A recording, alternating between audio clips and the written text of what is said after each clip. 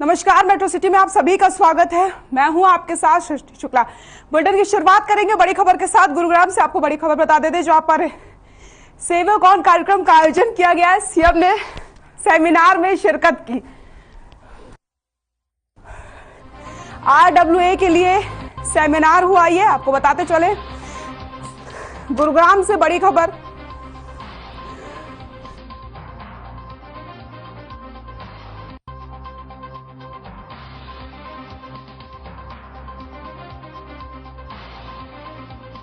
कार्यक्रम सेवक ऑन कार्यक्रम में मुख्यमंत्री मनोहर लाल ने शिरकत की।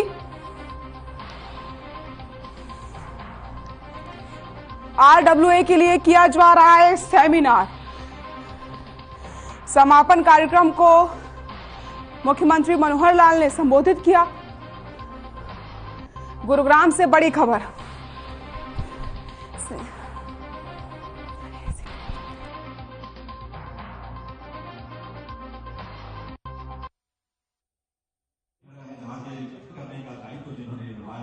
ऐसे माननीय कैलाश खेर साहब ने क्या खूबसूरत अंदाज में इसको स्वर दिया है। उस स्वर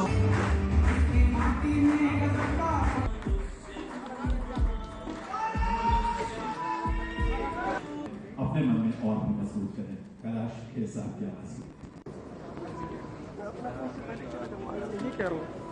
उस समय जितने भी डेवलपर्स हैं, जितने इस प्रकार के रियल एस्टेट में प्रमुख भूमिका निभाने वाले जो व्यवसायी हैं, वो सब एकत्र हुए थे। उसमें भी रेरा की मुख्य भूमिका थी, टाउन कंट्री प्लानिंग की मुख्य भूमिका थी।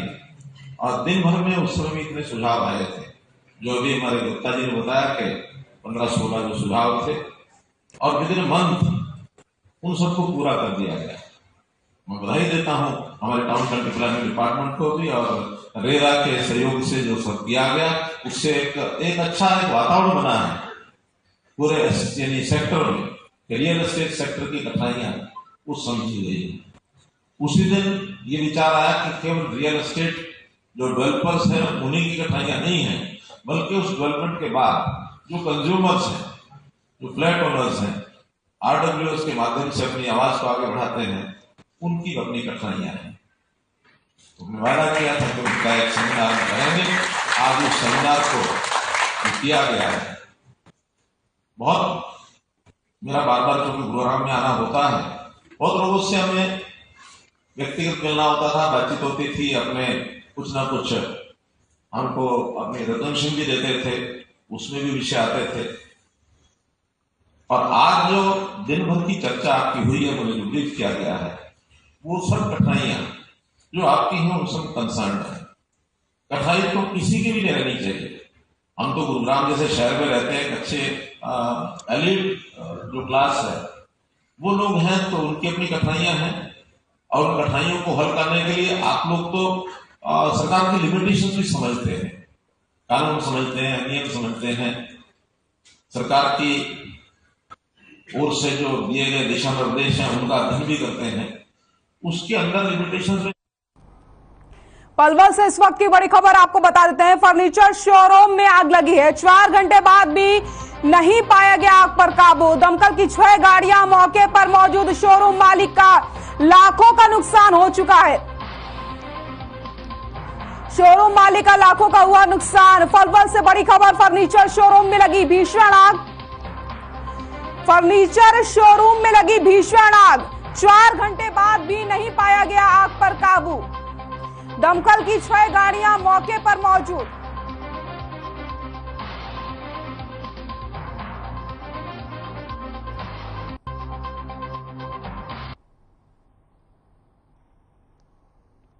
तो ये तस्वीरें आप देख सकते हैं कितनी भीषण आग ये लगी है। फर्नीचर शोरूम में भीषण आग लग गई।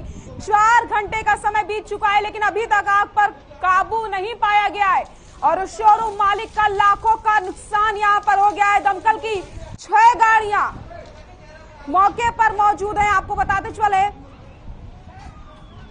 ये भीषण आग 4 घंटे से लगी हुई है और 6 गाड़ियां दमकल की मौके पर मौजूद है। तस्वीरें आप देख सकते हैं, उन तस्वीरों को देखकर अंदाजा लगा सकते हैं कि आग कितनी भीषण है।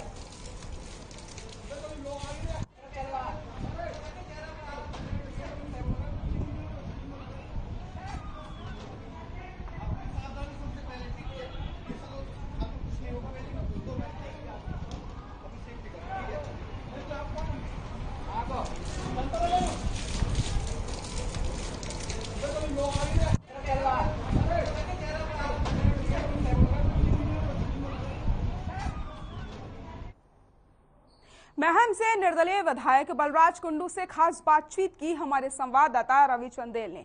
इस दौरान विधायक बलराज कुंडू ने बढ़ती बेरोजगारी को लेकर के सरकार पर निशाना साधा और कहा कि भिवानी के एक युवक ने बेरोजगारी के चलते आत्मदाह किया है। ये बेरोजगारी का जीता जागता सबूत है। उन्होंने कहा कि सरकार CMI की रिपोर्ट को लेकर नाकार करके क्या साबित करना चाहती है। इसके अलावा उन्होंने ये भी कहा कि तमाम मुद्दों पर अपनी बात यहां पर रखते हुए क्या कुछ कहा है वो भी आपको सुनाते हैं। हरियाणा में बेरोजगारी के मुद्दे पर सरकार और विपक्ष आमने सामने है। इसी विषय पर चर्चा करने के लिए हमारे साथ इस समय मौजूद हैं महम से निर्दलीय विधायक बलराज कुंडू। सर, CMI की रिपोर्ट आती है, उस रिपोर्ट को जो है सिरे से नकारा जाता है, किस तरीके से, क्या देखते हैं आप? देखिए, ये बड़ा दुर्भाग्य है कि आज सरकार इस रिपोर्ट को नकारती है कि भाई ये झूठी रिपोर्ट है बेरोजगारी की। लेकिन मैंने कहीं से एक डेटा मंगवाया है। आज की ये जो खबर आई, बड़ी दर्दनाक एक खबर, उसका हेडिंग भी, उस बच्चे ने तालू भिवानी डिस्ट्रिक्ट में जो सुसाइड किया है, एक बगैर माँ का बेटा था, उसकी माँ बचपन में गुजर गई थी और एक बाप को उसने बचपन से ही वादा कहता आया था कि भाई मैं फौज में भर्ती हूँ पिताजी। और उसका जब वो सपना टूटा तो किस प्रकार से वो एक बच्चा बिल्कुल टूट के बिखर गया। और उसने जो है ना रास्ता, जिस स्कूल में सुबह वो एक्सरसाइज दौड़ लगाता था फौज में भर्ती होने के लिए, पुलिस में भर्ती होने के लिए, वहां उस रेत में उसने अपनी कलम से हाथ से लिखा, बापू मैं इस जन्म में तो फौज में और पुलिस में भर्ती नहीं हो पाया, अगला जन्म लूंगा तो पक्का आपका सपना पूरा करूंगा और मैं फौज में भर्ती हूंगा। कितनी बड़ी दर्दनाक बात है। और मैंने एक डेटा निकलवाया, मैं आपकी जानकारी के लिए बताना चाहता हूं। NCRB का आंकड़ा जो है ना 2020 का, उसमें 4001 युवाओं ने सुसाइड किया है। उनमें से लगभग 33% युवा ऐसे हैं जो बेरोजगारी की वजह से जिन्होंने सुसाइड किया है। ये आंकड़ा है उसके अंदर। ये आंकड़ा कब का है सर? ये आंकड़ा 2020 का है जी। आगे भी मैं मंगवा रहा हूँ 2020 का आंकड़ा। तो आज ये डे बाय डे बढ़ता जा रहा है। सर, ये तो बात होगी बेरोजगारी की। अगर बात करें बिजली संकट की, तो मौजूदा समय में जो हालात बने हुए हैं प्रदेश के अंदर, क्या कहेंगे इस बारे? ये तो सब के सामने है। भी सरकार की करनी और कथनी बातों में आज जो है किस प्रकार वो कह रहे थे 4 दिन पहले भाई सारा संकट खत्म हो जाएगा बिजली का, लेकिन आज जिस प्रकार हर रोज ये समस्या बढ़ती जा रही है तो इसके बारे में सरकार को पहले से तैयार रहना चाहिए था। लेकिन आज सरकार की प्लानिंग ये सारी फेल होती नजर आ रही है और आज पूरे प्रदेश में त्राही मची हुई है। लोग जो है ना, ग्रामीण अंचल का तो और भी बुरा हाल है। जिस ग्रामीण अंचल में हरियाणा प्रदेश की सरकार 24 घंटे बिजली देने की बात करती थी, बड़े बड़े दावे करती थी, आज वहां पे बिजली के इतने भयंकर कटों ने जो ना लोगों का जीना दुभर कर रखा है। अगर बात करें, कांग्रेस को जो है वो नए प्रदेशाध्यक्ष मिले हैं, साथ ही साथ जो पहले की गहमा गहमी थी, प्रदेशाध्यक्ष बनने से पहले जो गहमा गहमी थी, वही गहमा गहमी जो है एक बार फिर से प्रदेशाध्यक्ष बनने के बाद भी देखने को मिल रही है। कुलदीप बिश्नोई ने अपना जो गुस्सा है और अपना जो दर्द है वो ट्विटर के माध्यम से जाहिर किया है, क्या कहेंगे उस बारे? देखिए, वो कांग्रेस पार्टी के नेताओं की तकलीफ है जी, उसमें मेरा कुछ ज्यादा वो नहीं है। वो पार्टी के नेता और उनके लोग अपना, उनका विषय है, वो उस पर चिंता करें। मैं तो एक बात कहना चाहूंगा, अब ये लोगों पर से जो है ना, कांग्रेस के ऊपर से लोगों का पूरे देश के अंदर ही, प्रदेश के अंदर नहीं पूरे देश के अंदर ही जो ना विश्वास उठ चुका है। और अब ये कुछ भी बदल लें, अब जो ना वो कहते हैं ना, कहावत है, मुर्दे में घी डालने से मुर्दा जिंदा नहीं होता। इनका हशर बहुत नीचे स्तर पर जा चुका है और कांग्रेस पार्टी के नेता, लोगों का उनके ऊपर से विश्वास उठ चुका है। बहुत बहुत शुक्रिया। तो ये थे हमारे साथ महम से निर्दलीय विधायक बलराज कुंडू, जिन्होंने सरकार पर तंज कसते हुए कहा कि सरकार को बेरोजगारी के मुद्दे को गंभीरता से लेते हुए सकारात्मक कार्य जो है वो इस ओर करने चाहिए। साथ ही उन्होंने अपनी राय बाकी अन्य मुद्दों पर बड़ी मुखरता से रखी। चंडीगढ़ से हर खबर हरियाणा के लिए रवि चंदेल के साथ कैमरा पर्सन किशन की रिपोर्ट। गुरुग्राम में एक पोस्ट ग्रेजुएट युवक ने कर्ज में डूबने की वजह से 10 करोड़ की रंगदारी की साजिश रच डाली, जिसके बाद क्राइम ब्रांच ने यूपी के रहने वाले मनोज नाम के शख्स को रंगदारी के मामले में गिरफ्तार कर लिया है। क्या कुछ है पूरा मामला, ये रिपोर्ट देखिए।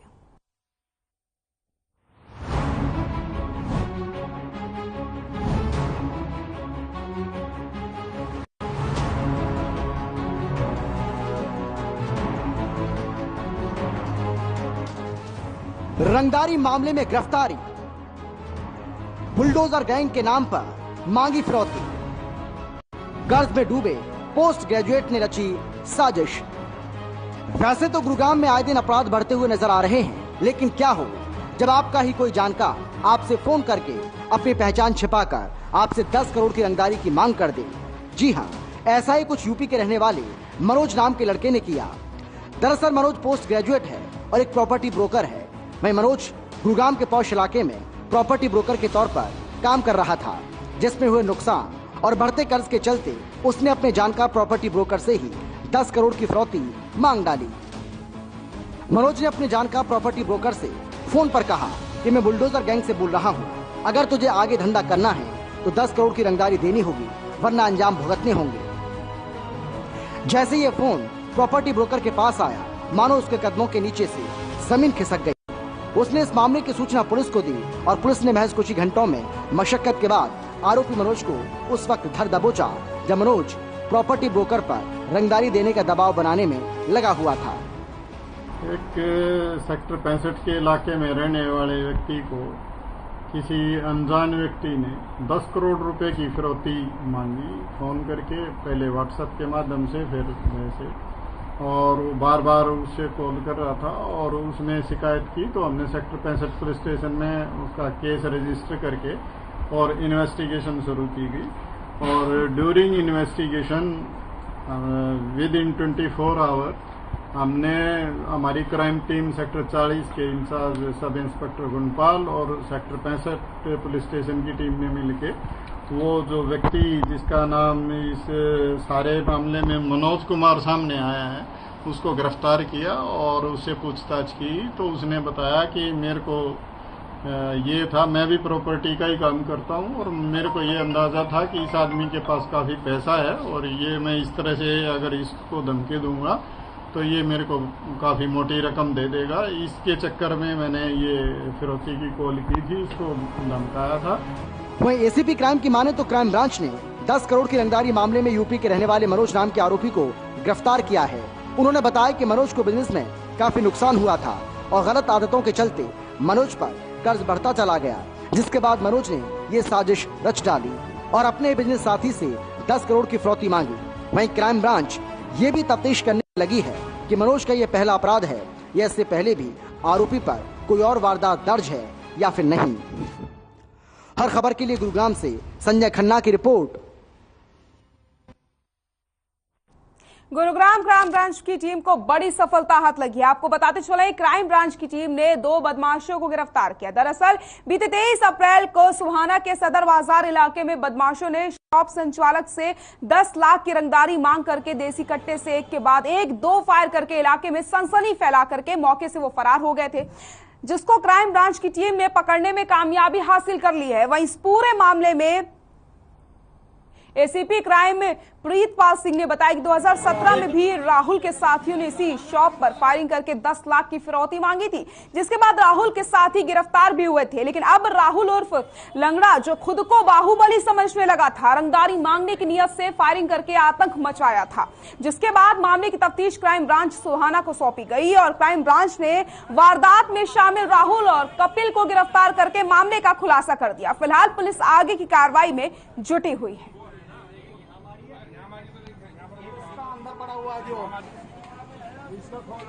एक तो डराने वाली तो एक अलग चीज है, डराने वाली तो अलग अलग। ये बोतल सर, ये बोतल। ये कल हमारी क्राइम टीम सोना ने एक राहुल उर्फ लंगड़ा नाम के व्यक्ति को हथियारों के साथ गिरफ्तार किया है, जो पहले भी 1 दर्जन के करीब वारदातों में शामिल रहा है, जिसपे हत्या का प्रयास, लड़ाई झगड़ा, अवैध हथियार, इस तरह के काफ़ी केसेस हैं। और इसने जो हमारे यहाँ 23/4 को चिल पॉइंट पे फायरिंग हुई थी, तो उसमें ये इसी ने फायर किया था। और जब इससे हमने पूछताछ की तो इसने बतलाया कि पहले भी 2017 में इसके साथियों ने वहाँ पे फायरिंग की थी, जिसमें वो गिरफ्तार हो चुके हैं, उनको सजा होगी है। तो इनको जब भी पैसे नहीं मिल पाए थे तो इस वजह से अब इसने इस घटना को अंजाम दिया। गुरुग्राम में एक बार फिर से बिल्डर की मनमानी का मामला सामने आया। डीएलएफ फेज 3 में सर्विस लाइन पर बिल्डर ने कब्जा करके रास्ते को बंद कर दिया है, जिससे लोगों को परेशानियों का सामना करना पड़ रहा है। इसका अंदाजा आप हमारे लिए काफी मुश्किल हो जाएगा लगाना। क्या कुछ है ये पूरा मामला, आपको दिखा देते हैं।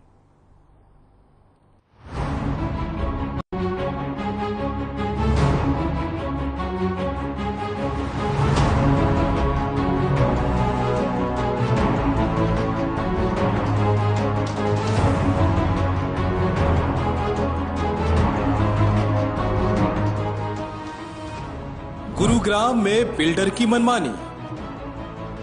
डीएलएफ फेज 3 की सर्विस लाइन का रास्ता किया बंद। रास्ता बंद होने से बढ़ी लोगों की परेशानी। दिल्ली के लिए 7 किलोमीटर चलना पड़ता है ज्यादा। सरकारी जमीन बिल्डर को किसने दी? बिल्डर की मनमानी से सवालों के घेरे में प्रशासन। इन सड़कों को देखिए और सड़क के किनारे बसी इन सोसाइटी और गांव वालों को भी देखिए। ये लोग कितने परेशान हैं रास्ता बंद होने से। इसका अंदाजा आप इन तस्वीरों से भी लगा सकते हैं। गुरुग्राम के DLF phase 3 national media centre society Nathupur गांव के लोगों ने इस बात का विरोध भी किया कि रास्ता बंद होने से दिल्ली या एम्बियंस मॉल जाने के लिए इन्हें 7 से 8 किलोमीटर एक्स्ट्रा चलना पड़ता है। और आजकल हर सुबह जब हम उठते हैं तो बाहर निकल के पता चलता है कि एक नया ही रास्ता है जिसके हमें जाना है, और वापस आते हुए शायद वो रास्ता भी ना हो। अब जैसे आप यहाँ देख सकते हैं, ये GMDA की ज़मीन है जिसके ऊपर एक प्राइवेट बिल्डर अपनी सड़क और रास्ता बना रहे हैं। जो सदियों से यहाँ रह रहे हैं उनके आने जाने का रास्ता था ये, जिसके कन्वीनियंस की कोई ध्यान प्रशासन नहीं दे रहा है। हालांकि इन लोगों ने प्रशासन और सरकार से मांग की है कि जल्द ही इस पूरे मामले की जांच कराई जाए, क्योंकि बिल्डर की मनमानी के चलते यहाँ रहने वाले लाखों लोगों को परेशानी उठानी पड़ती है। नाथुपुर का मैं ग्रामवासी हूँ, मुझे ये बता दीजिए, अगर मुझे रजौकरी जाना है तो मैं कहाँ से होते हुए जाऊँ? इस आबादी में, नाथुपुर डीएलएफ फेज 3 की आबादी में कम से कम 5 से 7 लाख लोग रहते हैं। वो अगर दिन में जैसे बोल रहे हैं कि भाई हमने यूटर्न को बंद कर रहे हैं, आपको अंडरपास की सर्विस दे रहे हैं। सर, उस अंडरपास की सर्विस को लेने के लिए हमें 10 किलोमीटर का चक्कर काटना पड़ रहा है। अगर दिन में एक व्यक्ति 2 बार अगर चक्कर काट देता है, किसी अपने काम से पर्सनल काम से चला जाता है, तो वो 20 किलोमीटर का चक्कर काट चुका है। और आप जहां आपने मीडिया ने भी जहां कवरेज किया, मैं तो कहूँगा कि ये तो तानाशाही चल रही है डीएलएफ की। जहाँ ग्रीन लैंड में ये अपनी दीवार खड़ी कर रहे हैं, मैं तो कहूँगा कि आप कवर कीजिए इसको, कि 20 सड़क में कल को जो ये फ्लाईओवर बना हुआ है, इस फ्लाईओवर तक भी ले जाएंगे नक्शा पास करवा के, कि हमने गवर्नमेंट से नक्शा पास करवा लिया भाई, ये हम इसको अपने अंडर में ले रहे हैं। और जो ये आम जन है, जो आम लोग हैं, वो जाइए कहीं से भी जाइए। National highway authority of India के अधिकारी भी इस बारे में GMDA और निगम से जानकारी मांग रहे हैं। कुछ पॉलिटिकल इश्यूज के कारण वार्ड में पॉलिटिक्स में आ रही है, इसलिए हमने अलग से डीएलएफ के लिए रेजिडेंट फॉर्म बनाया, तो उसका मैं कन्वीनर हूँ। दिक्कत सर ये है, मैं थोड़ा सा आपको थोड़ा डिटेल बताऊंगा। अर्ली 2000 में जब हम यहाँ पे हमने शिफ्ट किया था, तब ये रोड हुआ करता था कॉलोनी रोड, जहाँ हम खड़े हैं ये हमारी कॉलोनी की सर्विस रोड हुआ करती थी। तो अर्ली 2000 में हम जब यहाँ पे शिफ्ट किए हैं, तो हमारे ये अपना यहाँ से हाईवे से MG रोड तक का हमारा जो ये वो था रोड था, दैट वाज कॉलोनी रोड। उसके बाद क्या किया कि इन्होंने, गवर्नमेंट ने क्या किया है कि धीरे धीरे करके, क्योंकि इनका एक सिर्फ MG रोड से NHI से जो कनेक्ट करने का था इक्को चौक वाला रास्ता, तो गवर्नमेंट ने क्या किया, इस हमारी कॉलोनी रोड को टेक ओवर कर लिया और उसको इन्होंने कनेक्टिंग रोड बना दिया बिटवीन एक। लोगों ने साफ कर दिया कि इस रास्ते को नहीं खोला गया तो मुख्यमंत्री मनोहर लाल और उच्च अधिकारियों को इस बारे में शिकायत की जाएगी। कोई जो अधिकारियों से कोई वार्तालाप नहीं हुआ है, और बहुत बुरी बात है ये कि हमारे ऊपर सिर्फ एक ऑर्डर थोप दिया गया कि अब ये हो गया है। और मेरा ख्याल है कम से कम यहाँ पे 10 लाख लोग इसको यूज करते थे। और मतलब क्या है, ये हाईवे के ऊपर बना है और डीएलएफ कुछ भी ले ले। इन्होंने हमारी जमीन भी ले ली। वो जो हुड्डा सरकार थी उन्होंने हमारी जमीन ले ली थी 2.5 एकड़ और वो डीएलएफ को दे दी। उन्होंने अपना रैपिड मेट्रो बना दिया। गुरुग्राम डीएलएफ फेज 3 में रास्ते बंद होने का ये मामला फिलहाल गर्माता दिखाई दे रहा है। अब देखना ये होगा कि आखिरकार बिल्डर की इस मनमानी पर रोक लगाते हुए प्रशासन कैसे लोगों के रास्ते को खुलवाता है। हर खबर के लिए गुरुग्राम से संजय खन्ना की रिपोर्ट। और इस वक्त की बड़ी खबर आपको बता देते हैं, मुख्यमंत्री मनोहर लाल ने केंद्रीय मंत्रियों से मुलाकात करी है। इस वक्त की बड़ी खबर आपको बता रहे हैं, केंद्रीय मंत्रियों से की सीएम ने मुलाकात। केंद्रीय विद्युत मंत्री आरके सिंह से मिले सीएम। केंद्रीय राज्य मंत्री कृष्णपाल गुर्जर से भी उन्होंने मुलाकात की। विद्युत मंत्री के सामने रखी प्रदेश की बिजली की समस्याएं। आरके सिंह ने दिया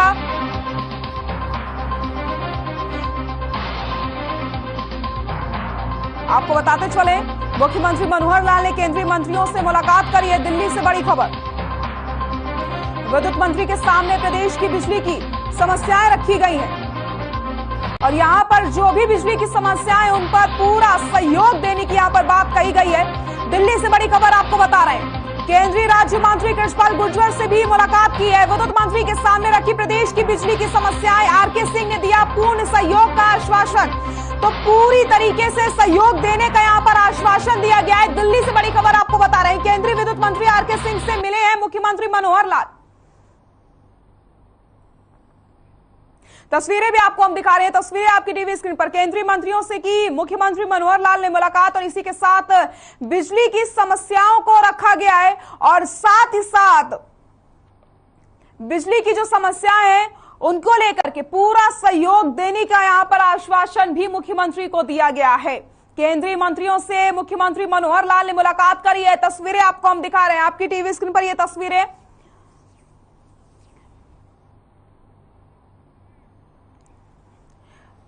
तो केंद्रीय मंत्री कृष्णपाल गुर्जर से मुख्यमंत्री मनोहर लाल ने मुलाकात करी है। इसी के साथ आपको बताते चले, तस्वीरें भी हम दिखा रहे हैं, ये मुलाकात की तस्वीरें आपकी टीवी स्क्रीन पर। केंद्रीय मंत्रियों से की मुख्यमंत्री मनोहर लाल ने मुलाकात और बिजली की जो समस्याएं हैं प्रदेश में उनको लेकर के यहां पर बातचीत की गई है। एक चर्चा यहां पर हुई है कि आखिरकार इन बिजली की समस्याओं को कैसे कम किया जा सकता है और इन बिजली की समस्याओं को लेकर के आरके सिंह की तरफ से आश्वासन भी मिला है कि आपको पूरा सहयोग दिया जाएगा। जो भी समस्याएं हैं उन पर पूरी तरीके से ध्यान दिया जाएगा ताकि आने वाले समय में प्रदेश को बिजली की समस्याओं से ना जूझना पड़े। तो केंद्रीय विद्युत मंत्री से भी मुख्यमंत्री मनोहर लाल ने मुलाकात करी है, वो तस्वीरें भी आपको हम दिखा रहे हैं। तो यहां पर बिजली की समस्याओं को लेकर के चर्चा की गई और कैसे आने वाले समय में इन समस्याओं को दूर किया जा सकता है, इस पर चर्चा हुई है।